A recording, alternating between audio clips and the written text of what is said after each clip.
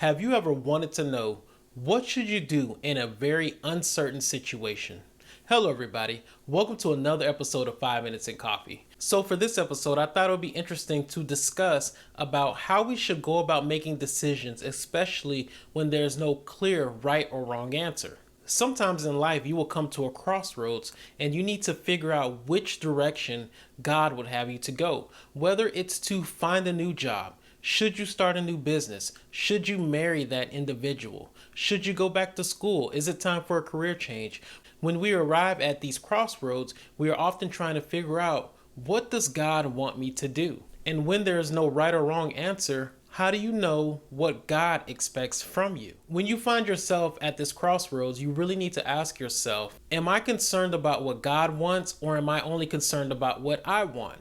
Now, if you only care about what you want, then this is a very easy discussion. You just need to do what you want and do it. But when it comes to trying to figure out what would God have you to do, there are some steps I believe that you can take to try and figure out what direction God wants you to take. But before we do that, we need to lay down some context so that we can understand how God communicates with us. And before we get deep into this discussion, we need to look at scripture so that we can understand how God is able to help us make these decisions. The first thing that you should know is in Proverbs chapter 3, verses 5 and 6. You should know that God will direct your steps. The second thing that you should know is that if you're going to ask God for something, do not doubt. James chapter 1, verses 6. And another verse that may be a benefit to you is Proverbs chapter 15, verse 22.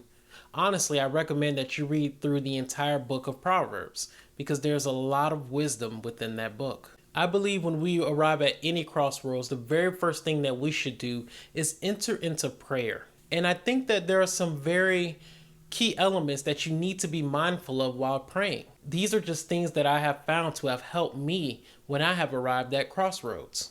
Remember, God is a perfect parent. He is our Father, so He wants to hear from us in prayer. But one of the things that you should do is tell Him how you feel. Talk to Him about how you've arrived at this situation. Has your job let you go? Are you just feeling unfulfilled in your current role? Do you need to make some changes because you are trying to provide more for your family? Are you interested in marriage because you want a relationship that glorifies God? Talk to God about why you are trying to make these decisions and how you've arrived at this crossroads. Dear God, if I marry this person, I want a marriage that's going to glorify you. If I take this position, dear God, is it going to be one where I'm going to find what I'm looking for? I don't know what direction I need to go in, dear God. I don't know how we're going to pay our bills. Sometimes in just telling God how you've arrived at a situation and how you feel, you can gain a sense of clarity simply by speaking to God and processing your thoughts about what's going on. The next step, and a very important step, is in your prayers to tell God that you want His will to be done. Although you have a desire for something, you ultimately want God's will to be done because you recognize that He knows all things and that you would prefer for Him to do what it is that He will do. We sometimes confuse what we want versus what we actually want because they're not always the same things. And God knows best, and He will direct you towards what you actually are asking Him for. Lastly, when you're praying to God, ask Him to make His answers in a way that you can understand. Sometimes we pray for things and God answers that prayer, but because we're not mindful of what we asked Him for, we sometimes miss what He's telling us. I once asked God if I should remain in a situation, if I should continue to associate with a group. During this time, this group completely shut me out, and I remember being hurt and upset that this group no longer communicated with me. But then I thought about my prayer, and I said, Dear God, make it obvious whether or not I should continue to communicate with this group. And He made it obvious. And once I realized what I prayed for, I then was able to find peace in that group shutting me out, knowing that it was God making a decision for me that I could understand. One of the things that we have to remember is God is not bound by the limitations of this world. He does not operate in the same time frames that we have. We may have a deadline where God needs to give us a clear direction, but God doesn't have such deadlines. So when we're praying to Him, we need to remember that God is all powerful and all knowing, which is why we pray to Him. Sometimes the way God answers us is not even in the realm in which we were thinking. For instance, if you're saying, God, should I leave my job and start a business? God may be telling you, no, you need to go back to school because there's something better for you.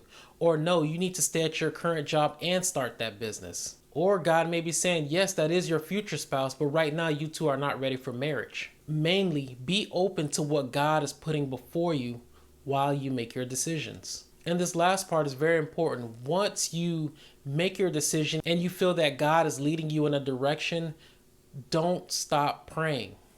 Keep praying. Just because something doesn't work the way you thought right away doesn't mean that it's not going to work out eventually. And just because something works out initially doesn't mean that it's going to continue to work out.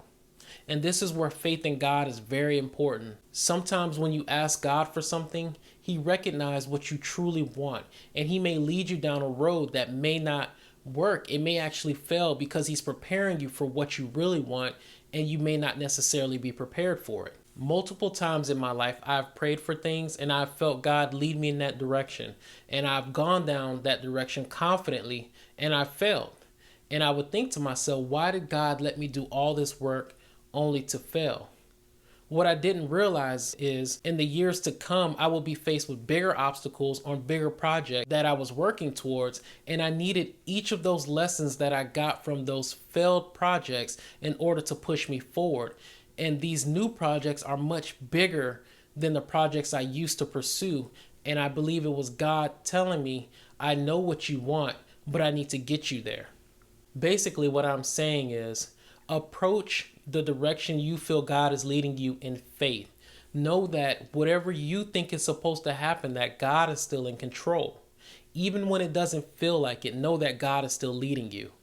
Sometimes what you're asking of God is too small, and He's trying to get you to think bigger. Sometimes what you're asking of God is just right, but you're not prepared, and He needs you to be prepared. So regardless of whatever your circumstance is, know that God is in control. Even when it doesn't feel like it's right, make sure that you know that God is in control, and pay attention to the obvious signs. Make sure that when God shows you which direction to go, that you go that way and not just choose a direction because it's easier or it feels better or there's something that you desired, completely ignoring all of the warning signs that God is telling you. Because He is all-knowing, sometimes He will direct you in a way that you may not understand. But keep the faith, make the decision, and know that God is going to provide because He is your Heavenly Father.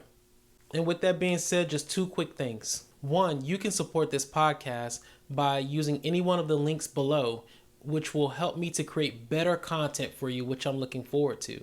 And the second thing is, if you know someone who's struggling to make a decision and they're praying about it, share this episode with them. Thank you for continually supporting this podcast. This is Jared with 5 Minutes in Coffee. If you've enjoyed this episode, please share it. If you want to support the Christian Strength, please consider becoming a Patreon or making a donation towards the growth of the Christian Strength. Links are in the description. Follow me on Facebook, Twitter, and Instagram at 5 Minutes in Coffee, the Christian Strength.